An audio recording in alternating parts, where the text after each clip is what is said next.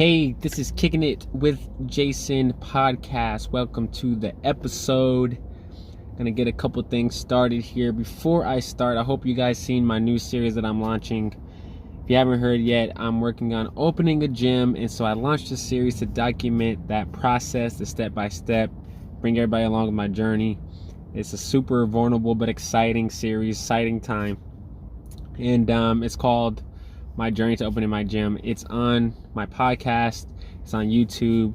Go check it out. I would love your support and love to hear what you think about the episodes. So thank you if you have checked it out, and thank you for everybody who has reached out or commented on the video so far. It means a lot. It really does.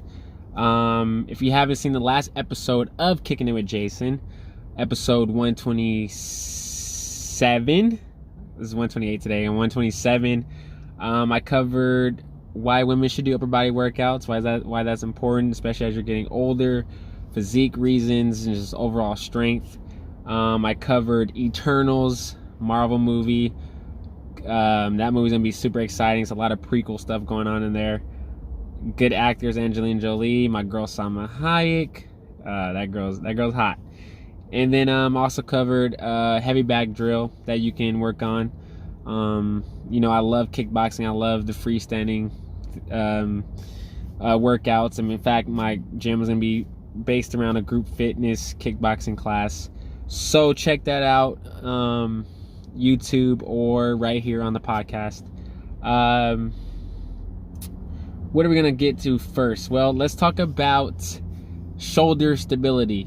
If there's one injury that is common, or one nagging pain that people have, or a repeating annoying pain, it's usually in the shoulders.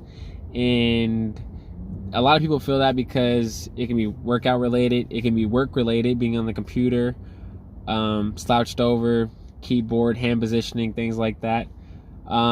It could be from sports, it could be from a lot of things. In working your shoulder mobility, every workout is fine. Spending a few minutes, 5 minutes on it, doing 2-3 different shoulder mobility exercises are great. And you can simply just go on Instagram, hashtag search shoulder mobility, shoulder pain, and you're going to find a whole library, a whole ton of posts. You can do the same thing on YouTube. You're going to find a lot of good content on how to address those things you can do to strengthen that. And by no way am I a doctor or a physical therapist or anything like that. So if you have, pain that you feel is unbearable, or you can't quite get the root of the problem, definitely see a doctor, definitely seek some expert advice on that. But a lot of things you can do by yourself for shoulder mobility,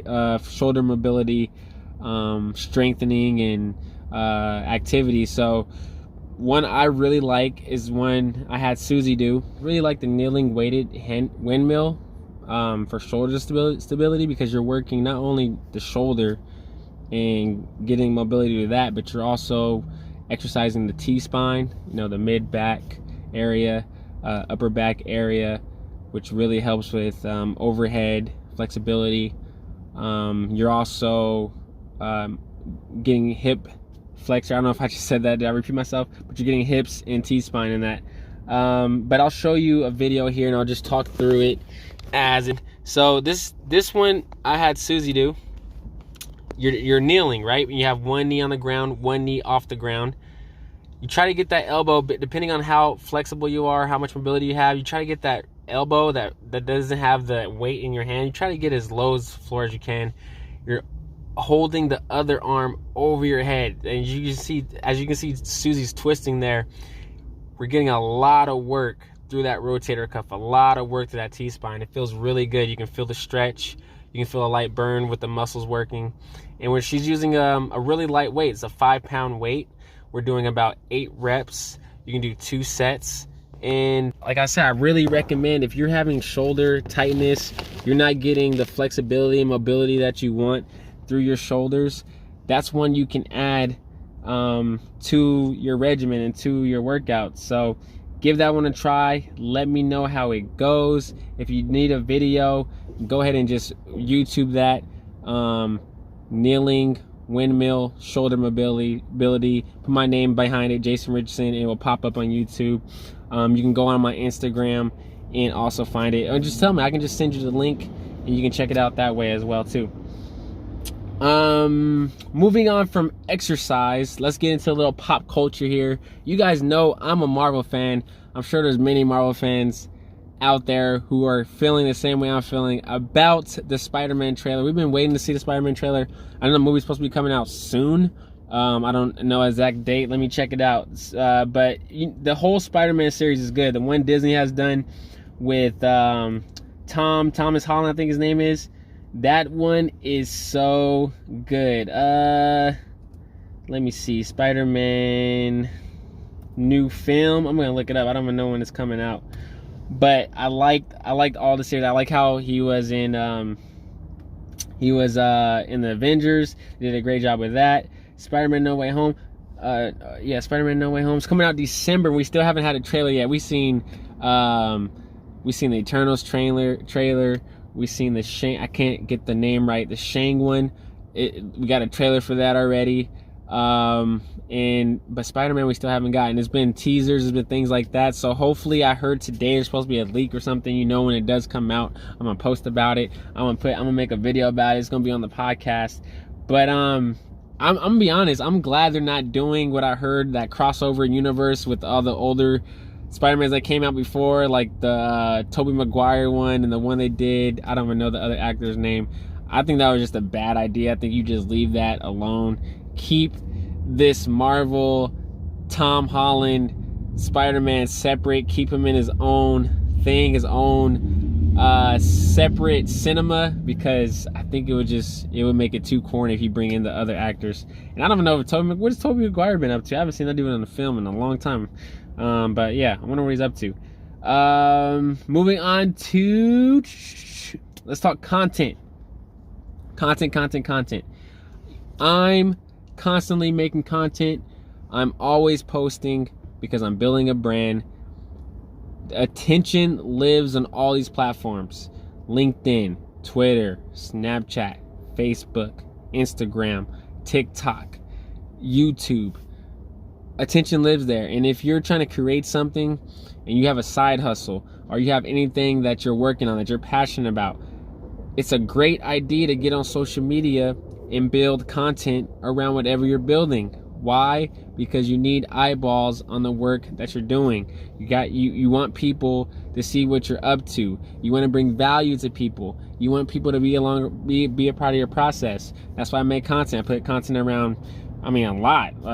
Poems, making content, workouts, funny stuff, just funny, goofy stuff that is just really me.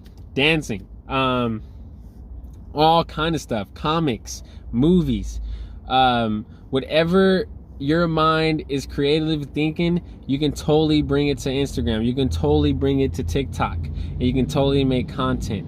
Where people go wrong and they get held back and they wrap their self-esteem around, which is a bad game to play, is the likes game. A lot of people are afraid that likes are what determines their worth. Likes are what determines if their work is good, or if their content is important. People put their likes, they give it way too much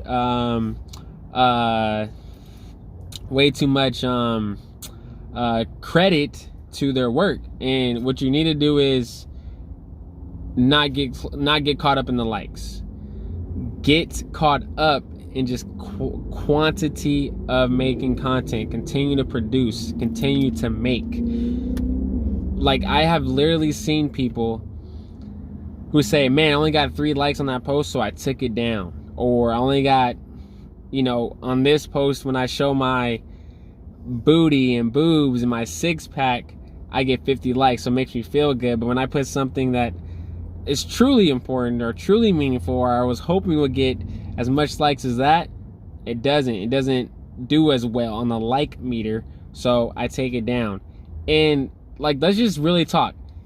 If you get no likes, which I have so many posts, go on my feed and go look at how many posts I don't have any likes. You just never know the DMs that will come through because of that. You don't know who you're impacting because of that. You don't know who is going to get some kind of spark or some kind of value from that post you put up that you thought nobody cared about. It can actually be meaningful to somebody. And that one like can be for somebody who doesn't do anything with the post. They can just like it and not take that to whatever they're doing in their life. For example, like what's the post that I just put up? Trying to think, what's the latest? Okay, let's talk about my kickboxing video. My kickboxing video, I put this one called Energy, and it's I split the camera, I chopped it up, and it's just me hitting the bag, and it's quick, it's fast clips, chopped up. It's about a 13-second video. I don't think I got any likes on there. Even on Facebook, I think out of total everywhere I posted, I probably got 1 like. But somebody sees that video, they read the caption, and talks about energy. It says, hey, what keeps your energy going? What makes your energy flow? And I think I said something like, whatever is helping your energy, figure out how to maximize that and keep it going. Something like that. Like, that caption could have meant everything. That could have made somebody's day. That kickboxing video could have gave somebody a spark to learn and look at my other content. That could have gave somebody the motivation to go work out. That could have gave somebody the motivation to get back on their heavy bag. It could have gave somebody the motivation to, you know, see another day. Deep stuff like that. We just never know what our content is doing. So don't get caught up in the likes. You are bigger than your likes. Your likes do not determine your self-worth, not even a little bit. As long as you're making content, you're being honest, you're being true, you're coming out with good intent, and you're bringing value to the people on the other side of the phone and of the other side of the content, your content is worth it. It matters. Somebody's looking at it. And let's move on to the next thing. The next thing I will talk about is how I'm looking for a space to rent a few hours to work out. So if you guys know anybody who's renting anything, like they have a space where I can fit 3 people, 4 people, I can do some workouts, personal training, a few group classes that I can run 45 minutes, an hour, please contact me. Let me know. I would love to do that. I would love to get information on that so I can pay like hourly to, you know, just have a spot to do some work and build a little business, make some money, get people fit as I go through this journey of opening up my own gym. Thank you guys so much for watching this podcast. Let me know what you're excited about in your life, like how I'm excited about Spider-Man. I'm excited about people taking this shoulder mobility exercise and everything else and heavy bag workouts. Let me know what you guys are excited about, and let's chat.